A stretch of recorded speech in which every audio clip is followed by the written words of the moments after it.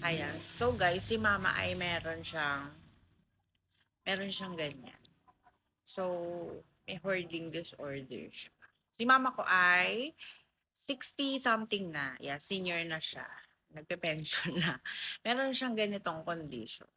Na hindi naman siya masama. Hindi naman natin siya pwedeng laitin. Kasi parang feeling kasi ni mama na ano ko siya, inaatake ko siya. So, i-clarify ko lang. Ma, wag kang magalit sa akin, ma. Ayan, meron siyang hoarding disorder kung saan hirap silang mag-let go or hirap siyang mag-let go ng mga bagay-bagay kasi feeling niya magagamit pa niya or may sentimental value para sa kanya yung gamit na yun kaya ayaw niya talagang i-let go or itapon. Pero kasi syempre we have to let go para alam mo yun, mapalitan pa siya ng mga bagong gamit or mas maganda pang gamit.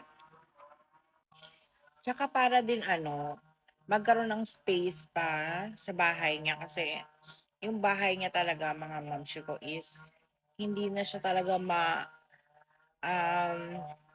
matatawag na bahay. Charis lang. Ay, ano ba, baka ma-hurt na naman si mama. Baka hindi na siya, parang na siya naging bodega kasi. So, ayan, tinutulungan ko si mama ngayon na parang piliin ko lang na lang kung alin na yung puwede nang itapon, puwedeng ipamigay, or yung mga magagamit pa talaga niya, gano'n.